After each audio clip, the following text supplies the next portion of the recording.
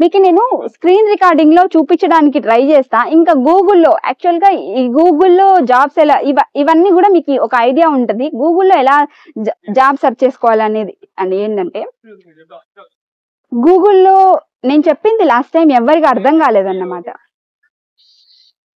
గూగుల్‌లోకెళ్ళి మీరు ఒక పర్టిక్యులర్ డిపార్ట్మెంట్‌కి చెందిన వాళ్ళు. ఈవెన్ నేను నర్సింగ్ గురించి నేను ఎక్స్‌ప్లెయిన్ చేస్తా ఈరోజు. ఎందుకంటే అదే ప్రాసెస్ మిగతా వాళ్ళు కూడా ట్రై చేయొచ్చు. అది ఎట్లా అనేది మీకు ఒక ఐడియా వస్తది. ఈ అప్లై చేసే ప్రాసెస్ గురించి. చూడండి. గూగుల్‌లోకెళ్ళి మీరు నర్స్ అంటే ఎక్కడి వరకు హాయ్ ఫ్రెండ్స్, గూగుల్లో ఎలా జాబ్ సెర్చ్ చేసుకోవాలనేది మీకు పర్టికులర్గా ఎక్స్ప్లెయిన్ చేస్తాను. మీరు గూగుల్లోకి వెళ్ళి నియర్ బై హాస్పిటల్స్ అని సెర్చ్ చేయండి, లేదంటే హాస్పిటల్స్ ఇన్ సింగపూర్ అని సెర్చ్ చేస్తే డిఫరెంట్ రీజియన్స్ ఉంటాయి సింగపూర్లో. అలా కాకుండా మీకు తెలియదు కాబట్టి, సింగపూర్లో ఏ ప్లేసెస్ ఉంటాయో తెలియదు కాబట్టి, సో ఆల్ హాస్పిటల్ లిస్ట్ అనేది వస్తుంది అనమాట. సో మీరు ఫస్ట్ వచ్చిన స్పాన్సర్స్ అవన్నీ వెళ్ళకండి. సో గూగుల్ లిస్ట్ వస్తుంది కదా మ్యాప్లో, అక్కడికి వెళ్ళండి. అక్కడికి వెళ్ళి నేమ్ బై నేమ్ చూడండి, అది ఏ ప్లేస్లో. అంటే నేను సెర్చ్ చేసింది ఇక్కడే ఉన్నాను కాబట్టి నియర్ బై అని సెర్చ్ చేసిన. సో నియర్ బై హాస్పిటల్స్ అని సెర్చ్ చేశాను కాబట్టి ఇవన్నీ వచ్చినాయి అన్నమాట. సో నర్సెస్ వర్క్ చేసేది హాస్పిటల్స్, నర్సింగ్ హోమ్స్, తర్వాత పాలిక్లినిక్స్ అండ్ డే కేర్ సెంటర్స్ కాబట్టి నేను ఇప్పుడు నర్సింగ్ హోమ్స్ అని సెర్చ్ చేస్తాను అనమాట. నర్సింగ్ హోమ్స్ అనేటివి చాలా ఉంటాయి, మీకు ఆపర్చునిటీస్ అనేటివి ఎక్కువ ఉంటాయి హాస్పిటల్స్లో కంటే. నర్సెస్కి, నర్సింగ్ ఎయిడ్కి, హెచ్సిఏ అంటే హెల్త్ కేర్ అసిస్టెంట్ అన్నమాట. సో ఇండియాలో నర్సింగ్ చదివిన వాళ్ళు ఇక్కడికి మేము ఎస్ఎన్బి ఎగ్జామ్ రాయలేము, సో మాకు అంత ఎక్స్పీరియన్స్ లేదు అంటే మీరు ఇక్కడికి వచ్చి నర్సింగ్ ఎయిడ్గా కూడా వర్క్ చేయొచ్చు.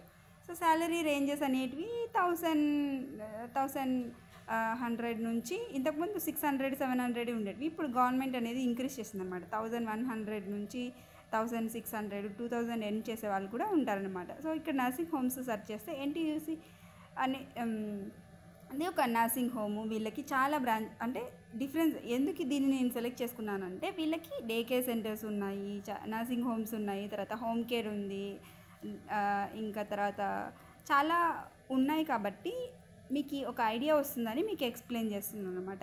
ఇదే అన్నిటికీ కూడా మీరు అప్లై చేయొచ్చు, అన్ని హాస్పిటల్స్ కూడా. ఇక్కడ మీరు చూస్తే సర్వీసెస్ మీరు సెర్చ్ చేసింది ఏమంటే వాళ్ళ పర్టికులర్ వెబ్సైట్లోకి వెళ్ళి కెరియర్స్ అనే ఆప్షన్ కోసం వెతకండి. అది ఎక్కడుందా అని వెతికితే మీకు కెరియర్స్ అని ఆప్షన్ కనిపిస్తుంది. కెరియర్స్ అక్కడ కనిపిస్తుందా? సో దాని మీద క్లిక్ చేస్తే మీకు అక్కడ find your dream job searching option అనేది ఉంటుంది. జాబ్ సర్చ్ ఆప్షన్ అనేది పర్టికులర్గా మీకు కనిపిస్తుంది.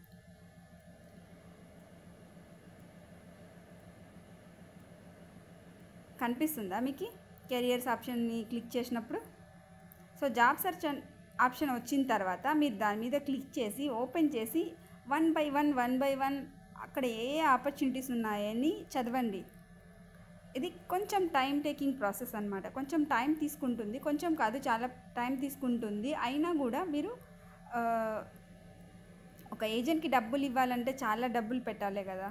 సో మీరు ఆ టైంని ఇక్కడ యూజ్ చేసుకోండి. 1 రోజు, 2 రోజులు, 2-3 రోజులు, వారం రోజులు ట్రై చేస్తే మీకు ఒక ఈజీగా ఐడియా అనేది వస్తుంది అనమాట.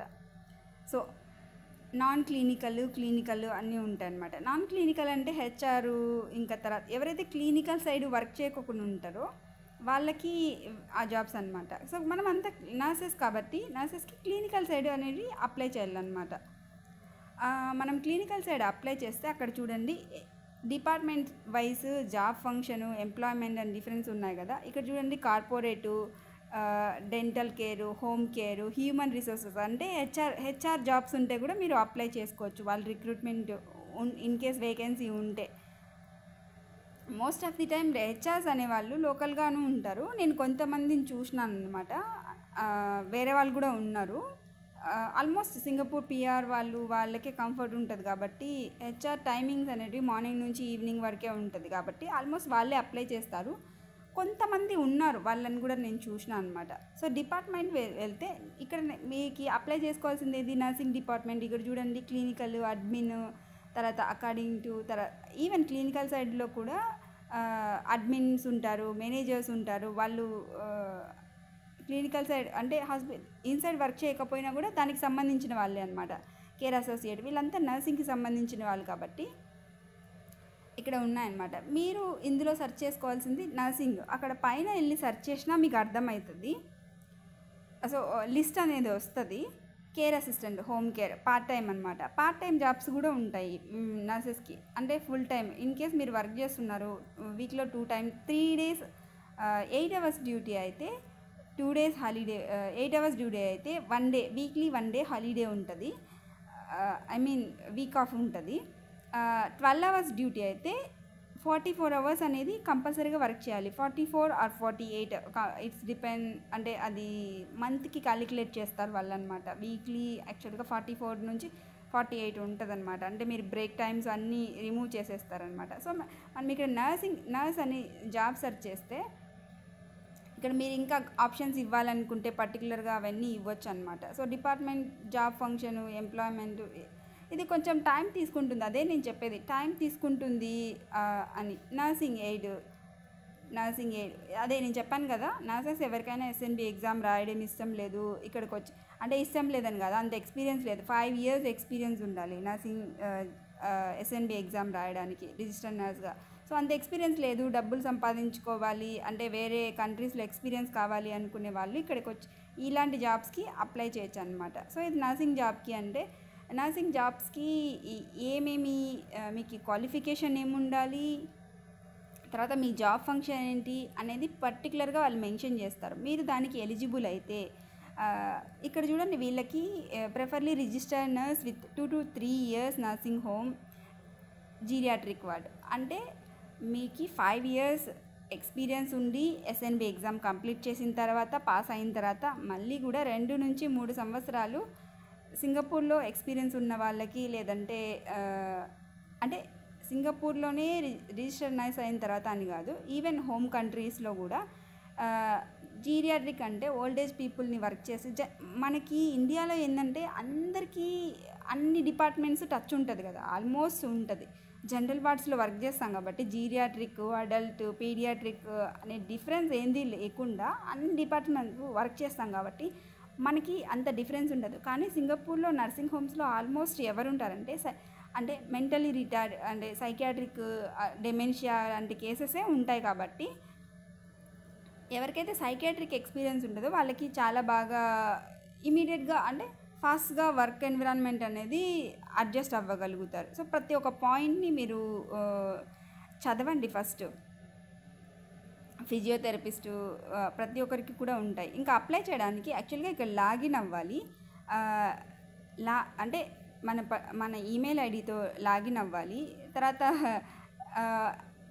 లాగిన్ అయ్యే ముందు మనము ఇక్కడ ఒక అకౌంట్ క్రియేట్ చేసుకోవాలన్నమాట. ఎన్టీయూసీ వాళ్ళకి పర్టికులర్గా మనం ఏదైనా జాబ్కి అప్లై చేస్తే మనం అప్లై చేసిన, అంటే అప్లై చేసిన జాబ్ ఉంటుంది కదా, అసలు దాన్ని మనం ట్రాక్ చేసుకోవచ్చు. అంటే ఆ జాబ్ గురించి వాళ్ళు ఎలా రెస్పాండ్ అయ్యారు, ఎలిజిబులా కాదా అని చెప్పేసి వాళ్ళు రెస్పాండ్ అవుతారు కదా, అది ఇక్కడ చూడొచ్చు అనమాట. స్టాఫ్ నర్స్ నర్సింగ్ హోమ్ మీరు ఇక్కడ అప్లై చేయొచ్చు. సో నా డీటెయిల్స్ అన్నీ ఇక్కడ వచ్చినాయి. ఇంతకుముందు నేను అప్లై చేసిన వీళ్ళ కోసం, జస్ట్ నా నేమ్ కాబట్టి అలానే వచ్చేస్తాయి అన్నమాట. మీరు ప్రతి ఒక్కటి ఫిల్ చేయాల్సి వస్తుంది. ఫిల్ చేసిన తర్వాత సబ్మిట్ చేయండి. నేను ఇప్పుడు ఇక్కడ అప్లై చేయట్లేదు కాబట్టి క్యాన్సిల్ చేశాను. అప్లై చేస్తే మళ్ళీ తర్వాత మీరు అదే లాగిన్ అయ్యి వీళ్ళ వెబ్సైట్లోకి వచ్చి లాగిన్ అయ్యి తర్వాత ఆ స్టేటస్ ఏంటి, అప్లై చేసిన అప్లికేషన్ స్టేటస్ ఏంటి అని మీరు సెర్చ్ చేసుకోవచ్చు. తర్వాత మీరు ఇచ్చే ఈమెయిల్ ఐడి, ఫోన్ నెంబర్ అనేది పర్టికులర్గా నీట్గా మెన్షన్ చేయండి. సో వాళ్ళు రెస్పాండ్ అయితే ఈమెయిల్ ఐడి ద్వారా రెస్పాండ్ అవుతారు, ఫోన్ నెంబర్ ద్వారా రెస్పాండ్ అవుతారు. తర్వాత ఎస్ఎన్బి ఎగ్జామ్ క్వాలిఫికేషన్. నర్సింగ్ జాబ్స్కి కావాల్సింది ఏంటి, ఎస్ఎన్బి ఎగ్జామ్. ఎస్ఎన్బి ఎగ్జామ్ రాయడానికి ఏం క్వాలిఫికేషన్ ఉండాలి, బీఎస్సీ నర్సింగ్ చదువు ఉండాలి, లేదంటే జిఎన్ఎం చదువు ఉండాలి. తర్వాత 5 years ఎక్స్పీరియన్స్ హోమ్ కంట్రీలో ఉండాలన్నమాట. అంటే ఇండియాలో లైసెన్స్ తీసుకున్న తర్వాత లైసెన్స్ అనేది యాక్టివ్లో ఉండి 5 years ఎక్స్పీరియన్స్, ఆ ఎక్స్పీరియన్స్ కూడా 100 bedded హాస్పిటల్ ప్లస్ 100 bedded హాస్పిటల్స్లో ప్లస్ ఇంకా 200 bedded హాస్పిటల్స్లో కూడా వర్క్ చేసి ఉండాలన్నమాట. ఇది సింగపూర్ అఫీషియల్ వెబ్సైట్ అనమాట. సో ఎస్ఎన్బి ఎగ్జామ్కి కావాల్సిన ఎలిజిబిలిటీ క్రైటీరియా ఏంటి అని చెప్పేసి మీరు ఇక్కడ చూడొచ్చు. పాస్పోర్ట్, అంటే ఒకసారి మీకు జాబ్ వచ్చిన తర్వాత జాబ్ ఎవరైనా అప్లై చేయాలనుకుంటే ఏం డీటెయిల్స్ అని చెప్పేసి ఈ అఫీషియల్ వెబ్సైట్లో మీరు వెళ్ళి ప్రతి ఒక్కటి డీటెయిల్గా చదవచ్చు అనమాట. సో ఇక్కడ ఈ వీడియో చూస్తున్న వాళ్ళందరూ కూడా ఎడ్యుకేటర్స్ అయ్యి ఉంటారు, నర్సింగ్ జాబ్ కోసమే చూస్తూ ఉంటారు కాబట్టి మీకు ఒక ఐడియా ఉంటుంది. సో అది ప్రతి ఒక్క లైన్ బై లైను నేను ఎక్స్ప్లెయిన్ చేస్తే వీడియో లెంత్ అనేది చాలా పెద్దగా అయిపోతుంది.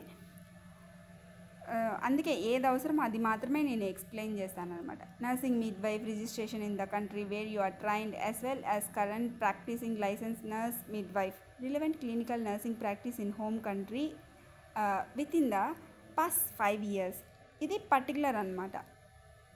ఇంకా తర్వాత ఈఎన్కి ఏంటి, ఆర్ఎన్ ఏంటి, ఈఎన్కైనా ఆర్ఎన్కైనా కూడా కొంతమంది చెప్పేది ఏంటంటే ఈఎన్కి 3 years ఎక్స్పీరియన్స్ ఉంటే సరిపోతుంది, తర్వాత కొంతమంది 1 year ఉన్నా సరిపోతుందండి. అంటే డిపెండ్స్ ఆన్ ద కొన్ని హాస్పిటల్స్ అలా రిక్రూట్ చేసుకుంటాయి.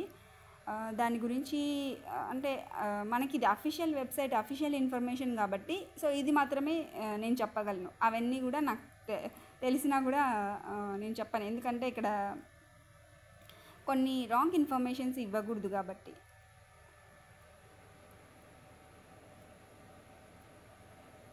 సో ఇదంతా డేటా మీకు టైం ఉన్నప్పుడు వెబ్సైట్ ఓపెన్ చేసి చదువుకోండి. ఒక ఇన్ఫర్మేషన్ అనేది, పర్టికులర్ ఇన్ఫర్మేషన్ అనేది మీకు ఐడియా వస్తుంది ఎస్ఎన్బి ఎగ్జామ్ గురించి. నేను జాబ్ గురించి మాత్రమే ఎక్స్ప్లెయిన్ చేద్దాం అనుకున్నా, కానీ ఇది కూడా ఇంపార్టెంట్ కదా ఫర్ నర్సెస్కి, అందుకనే మీకు చూపించాను అనమాట. సో నేను ఈఎన్కి ఎంత ఎక్స్పీరియన్స్ ఉందో అఫీషియల్గా చూపిద్దామని ట్రై చేస్తున్నా. ఇక్కడ ఇన్ఫర్మేషన్ అయితే ఫైండ్ అవుట్ చేయలేకపోతున్నాను అనమాట. సో తర్వాత ఎప్పుడైనా నేను ఇంతకుముందు ఎప్పుడో ఒకసారి చదివాను ఈఎన్కి ఏంటి ఆర్ఎన్కి డిఫరెన్సెస్ ఉంటాయన్నమాట. ఎన్రోల్ నర్స్కి రిజిస్టర్ నర్స్కి డిఫరెన్స్ ఉంటుంది కదా. సో ఇంతకుముందు ఎప్పుడో చదివాను, అందుకనే సెర్చ్ చేస్తున్నా, కానీ నేను ఫైండ్ అవుట్ చేయలేకపోతున్నాను అనమాట. తర్వాత ఇక్కడ ఫీజెస్ అనమాట. అప్లికేషన్ రిజిస్ట్రేషన్ అనేది లోకల్ వాళ్ళకి డిఫరెంట్ ఉంటుంది. Enrolment as a foreign train register nurse, register midwife or enrol nurse $60 pay చేయాలి. Application for certification as advance practice nurse $200 pay చేయాలి. సో అంటే సర్టిఫికేషన్ ఫీజు ప్రతి ఒక్కటి ఇట్లా డిఫరెన్సెస్ అనేటివి ఉంటాయి. అంటే సింగపూర్ పిఆర్ వాళ్ళకి డిఫరెన్సెస్ ఉంటాయి, సింగపూరియన్కి డిఫరెన్సెస్ వేరే ఉంటుంది, తర్వాత ఫారినర్స్కి వేరే ఉంటుంది. అంటే certificate who not advance practice something ప్రతి ఒక్కదానికి డిఫరెంట్ క్రైటీరియా బట్టి అక్కడ కాస్ట్ అనేది ఉంటుంది.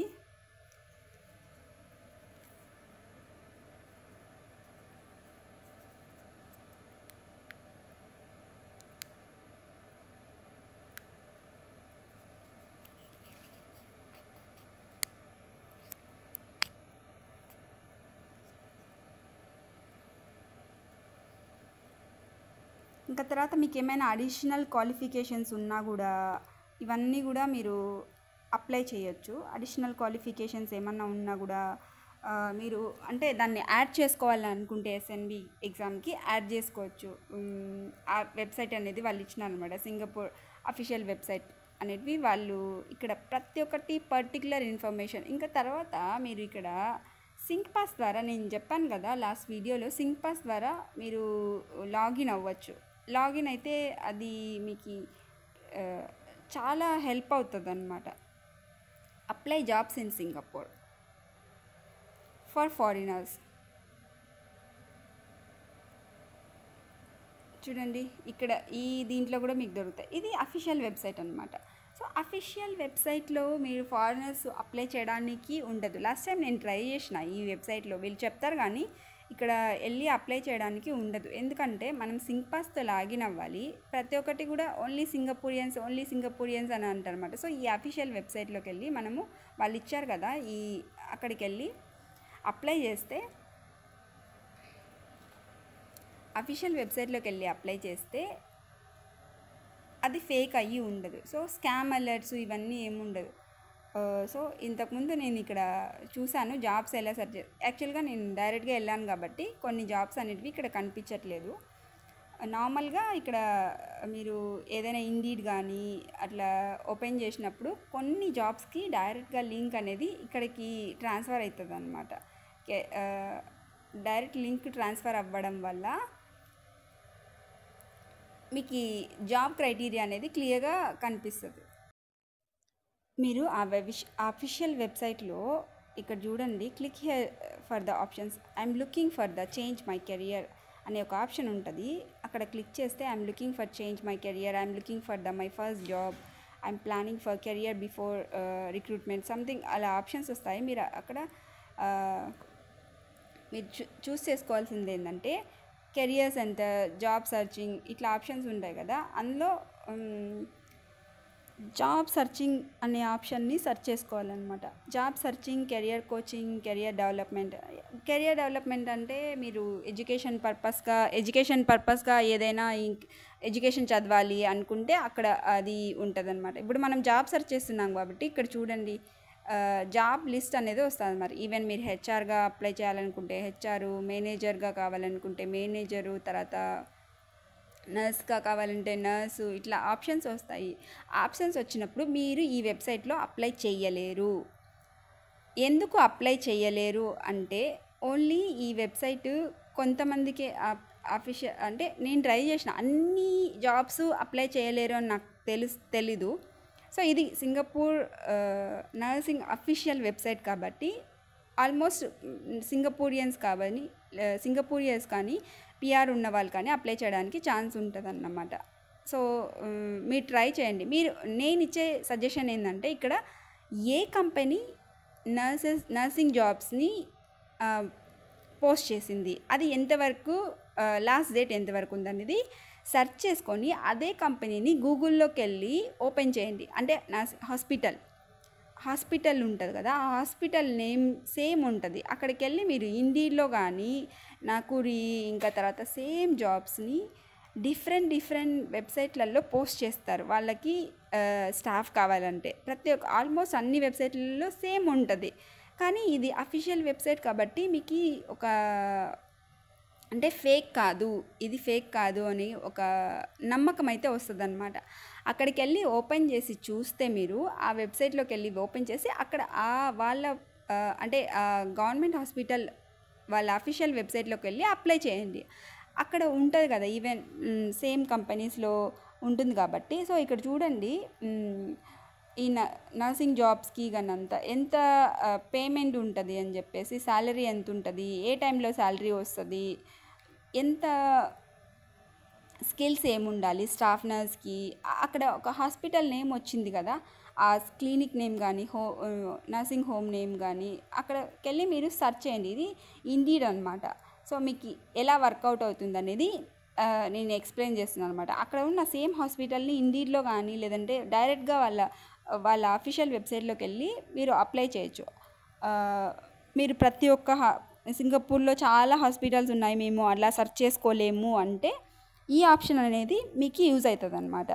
నర్సింగ్ ఎయిడ్ అంటే నేను చెప్పాను కదా, నర్సెస్గా ఇండియాలో వర్క్ చేసి తర్వాత ఇక్కడికి వచ్చి జాబ్ చేసుకోవాలి, ఎక్స్పీరియన్స్ కావాలి, తర్వాత అయినా సరే మేము నర్స్గా వర్క్ చేసుకుంటాము, డబ్బులు మాత్రం సంపాదించుకోవాలి అనుకునే వాళ్ళకి నర్సింగ్ ఎయిడ్ జాబ్స్ నర్సింగ్ హోమ్లో ఉంటాయి, తర్వాత హాస్పిటల్స్లో ఉంటాయి, పాలీక్లినిక్స్, హోమ్ కేర్ ఇలాంటి డిఫరెంట్ ప్లేసెస్లో కూడా ఉంటాయన్నమాట.